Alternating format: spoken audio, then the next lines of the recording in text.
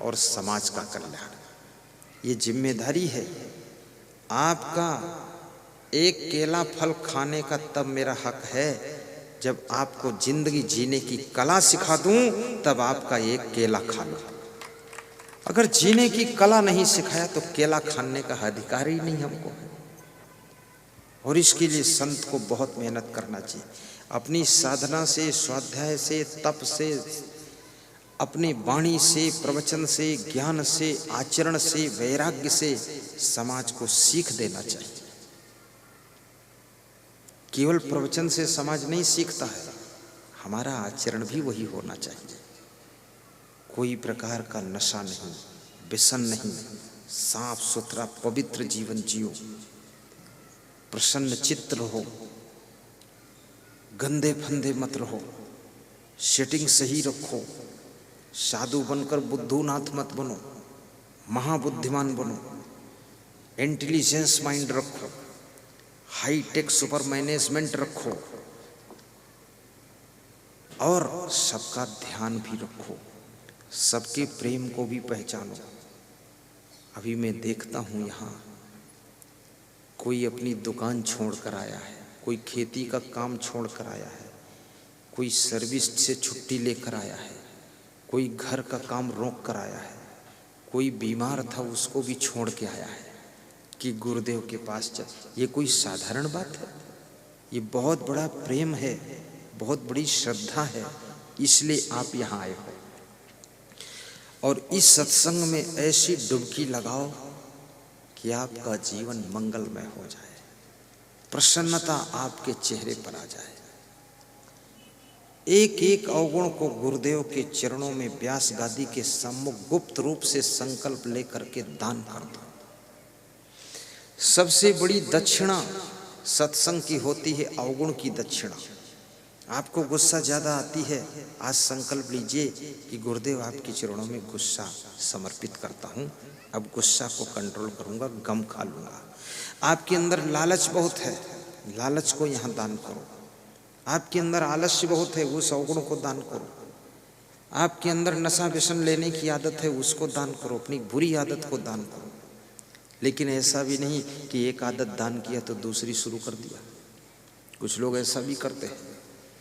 किसी गांव में एक महात्मा सत्संग कर रहा था। सत्संग जिस दिन समाप्त होना था सभी को लाइन में खड़ा किया और कहा एक एक अपनी अपनी आदत दान करो। तो किसी ने बीड़ी छोड़ा, किसी ने सिगरेट छोड़ा, किसी ने पान पुड़िया, गुटखा, मसाला, दारू छोड़ा। एक आदमी पहली बार सत्संग में आया था, वो भी लाइन में लग गया। उसने सोचा मैं क्या छोड़ूं, तो वो बीड़ी पीता था। उसने कहा कि आज फंस गए, अब छोड़ना ही पड़ेगा। तो उसने कहा ठीक है महाराज जी, हम बीड़ी छोड़ देते हैं, नहीं पिएंगे।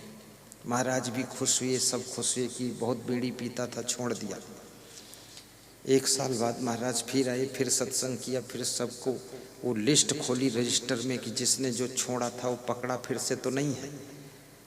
तो सबका तो सही निकला। उसका जब नंबर आया तो उससे पूछा कि तुमने बीड़ी छोड़ा था, पिया तो नहीं? बोले सवाल ही नहीं उठता, पीना तो लग, छुआ भी नहीं बीड़ी को।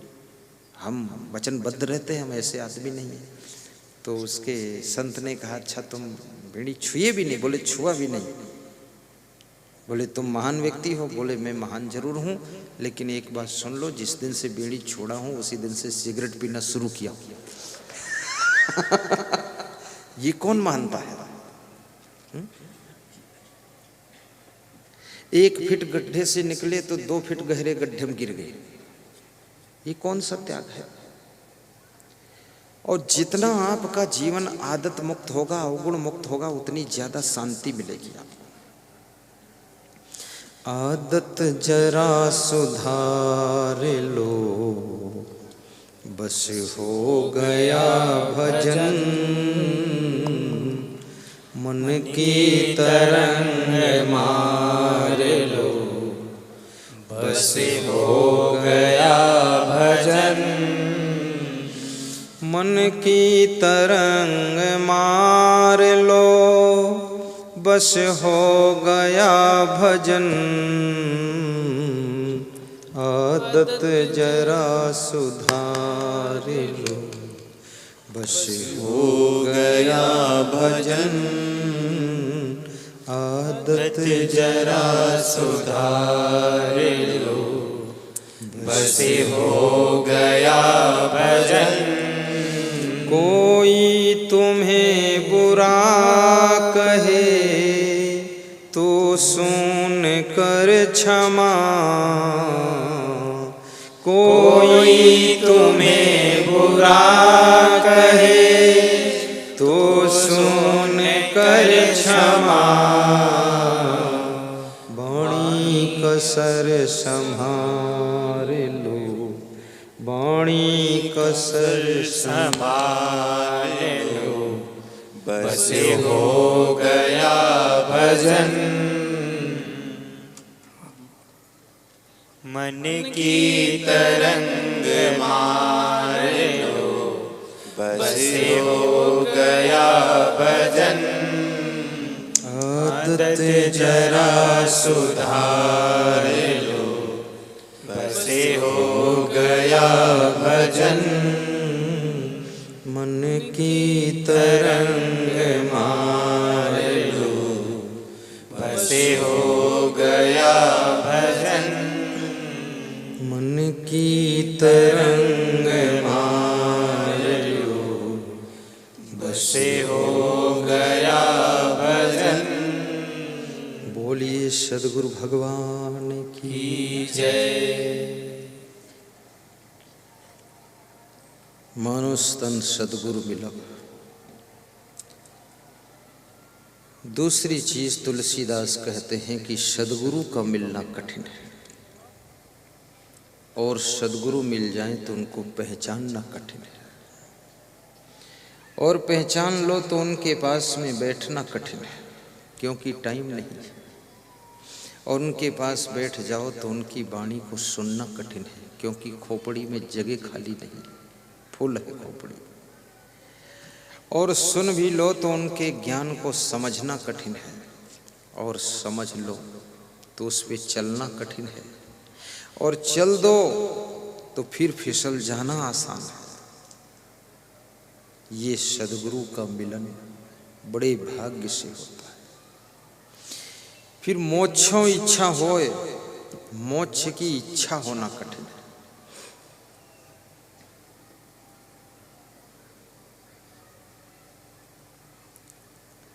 कितने लोग कहते हैं अब अगले जन्म में नामदान लेंगे, इस जन्म में तो बहुत माया जाल है, अब नहीं ले पाएंगे, अब अगले जन्म में लेंगे।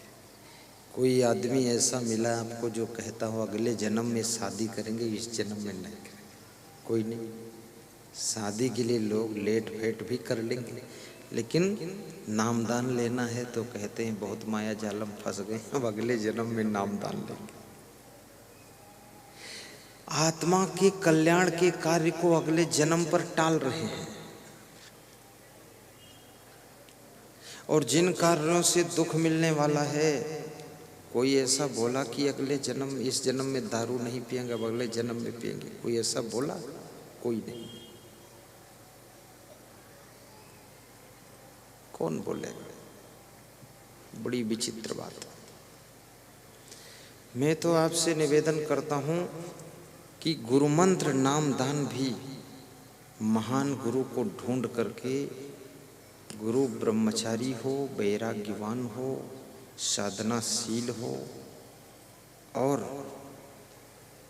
त्यागी हो, तपस्वी हो, उसको गुरु बनाना चाहिए, और उससे मंत्र भी सुनना चाहिए, और माला पहनना चाहिए, और उस माला को सदैव धारण रखो।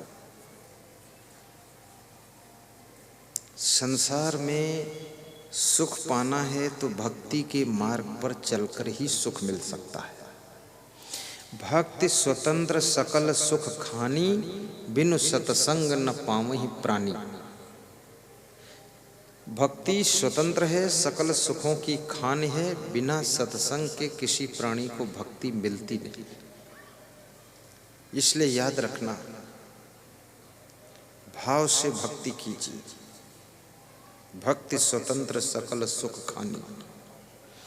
और भक्ति का अर्थ इतना ही नहीं केवल गुरु का ध्यान, गुरु का भी ध्यान लगाइए, साथ साथ में देशभक्ति भी होना चाहिए, देश के प्रति प्रेम, देश की सेवा, देश के लिए समर्पण, और गौ भक्ति, गौ माता की भी सेवा, और मातृभक्ति और पितृभक्ति, माता पिता की भी भक्ति करने की जरूरत है।